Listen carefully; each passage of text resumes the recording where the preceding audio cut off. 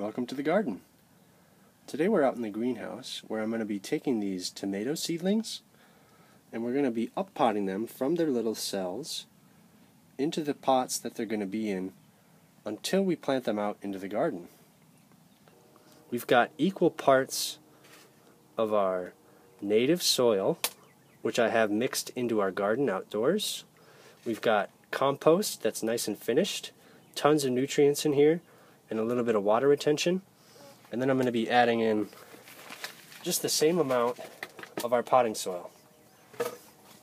That way it's not too much of a shock because they're already growing in 100% potting mix, and they're going to be growing in this mix of compost and native soil. So I'm going to be picking out any rocks I find in our native mix. But this just makes a really nice blend. There's plenty of nutrients in here. There's plenty of moisture retention, plenty of space for the roots to grow because it's nice and light from the compost in that potting mix. But then they get all those microbes from the native soil and all those little nutrients from the clays and the sand. Some people will add rock dust to their garden, but that native soil is going to have everything your plants need. So these ones here are all cherry, and these are all beefsteak. Usually want to get the best one.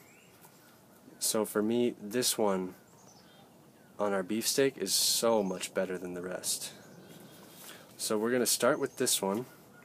I'm just going to cover the soil with my fingers. Hopefully we don't get any more to pop out. Give it a little push at the base and a little pull at the top, and it should come right out. So we've got some decent roots on here.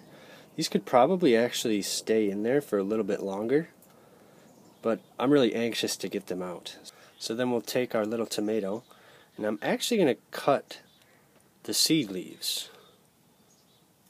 I'm going to do this so that we can really bury it all the way up to those seed leaves without having them contacting the soil.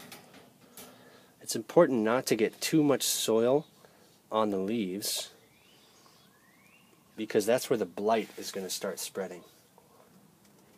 Actually, let's go a little bit deeper. These are a little bit taller than I actually thought, so I'm going to do about 1/3 of the way full with soil, and we'll set this in for a little height check. That's just about perfect. We want the seed leaves to be right about at pot level. So now when we backfill this, we're going to bury all that stem, and it's going to grow roots all along the stem. It's going to really strengthen up the plant. It'll provide a ton of stability because they can be a little bit wobbly when they have that long, lanky stem. So we're giving it a really good anchor, and we're providing a whole bunch of really nice new root growth all along the stem. It's going to help support those leaves, and we'll really start to see these take off. Just going to give it a little tap. So this is just about perfect. The seed leaves were right about here, just about soil level, and the true leaves are going to start bursting with life, and these new ones are going to start shooting up really quick. So then we'll just water this in. And you can bottom water these, but for the first watering, I usually like to settle that soil a little bit. So I'll just carefully water from the top. And you can kind of train him up so he doesn't tip over. You always want to label your plants. So I'm just going to write a nice big B on here for beefsteak. That way I know what we've got, because they look virtually identical. So we've got one beefsteak planted out. Now let's see if we can pull apart some of these cherry tomatoes. So some of these other ones have multiple plants. I just didn't pluck them out in time. So you could kind of just weed them out. Some of the weaker ones especially just can go. But then these two are really, really nice. So I want to take both of these. So before we take those, I'm just going to give them a really good drink. I'm just going to soak them and let them sit for about 10 minutes. That'll saturate that soil. It'll really soften that up so that we can pull these apart without damaging the roots. So I'm going to gently just try and pull these apart.